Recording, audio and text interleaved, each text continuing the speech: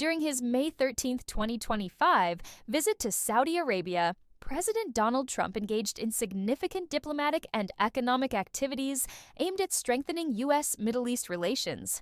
Key developments: defense and investment agreements. Trump and Saudi Crown Prince Mohammed bin Salman signed a substantial $142 billion defense sales agreement. This deal is part of a broader $600 billion Saudi investment in the U.S., encompassing sectors like energy, mining, space, and health. Economic initiatives. At the Saudi-U.S. Investment Forum, Trump highlighted plans for over $1 trillion in new foreign investments into the U.S. He emphasized economic cooperation as a pathway to Middle East stability and criticized Iran's destabilizing activities in the region. Regional diplomacy. Trump's speech in Riyadh called on Iran to pursue a new and a better path concerning its nuclear program, aiming to avoid conflict and promote peace. He also addressed the ongoing Gaza conflict and discussed potential talks involving Russia and Ukraine, positioning the tour as a major diplomatic initiative. Controversies. The visit was not without controversy. Trump faced criticism for accepting a $400 million luxury plane from Qatar's royal family, raising legal and ethical questions. Additionally, his decision to skip Israel during the tour sparked reactions, especially as he continued negotiations with Iran and Yemen's Houthis without prior Israeli consultation. Overall, Trump's visit to Saudi Arabia marked a significant effort to bolster economic ties and address complex geopolitical issues in the Middle East.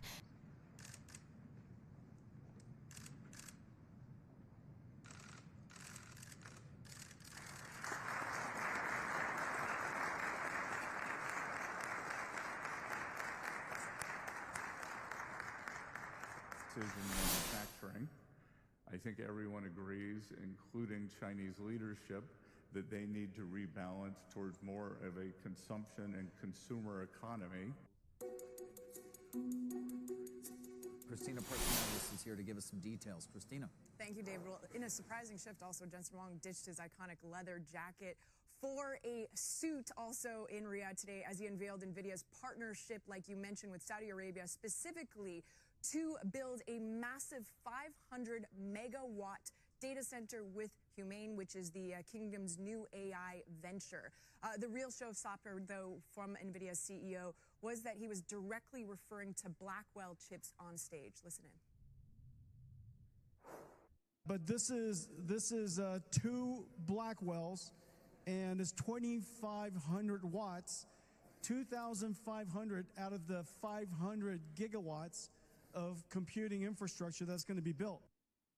See those chips on stage because those are NVIDIA's most advanced chips. Saudi Arabia can now secure access to technology which was previously restricted in the region, and also really marks a significant policy change from Washington. So until now, companies like NVIDIA, AMD needed special U.S. licenses to export advanced semiconductors as well as semiconductor equipment to many countries in the Middle East, including Saudi Arabia, the United Arab Emirates, and that was largely due to concerns over the Middle East close ties with data. As Saudi Arabia pushes towards its Vision 2030, what it calls, which has a goal of having AI contribute 12% to its GDP just in the next several years, this partnership with NVIDIA could be transformative. Why? Because NVIDIA will be able to access new markets across the Middle East, signaling a new chapter in both U.S. export policy as well as the global AI infrastructure race.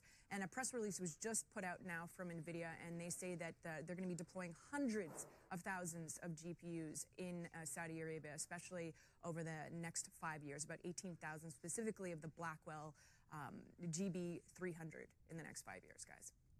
So, Christina, this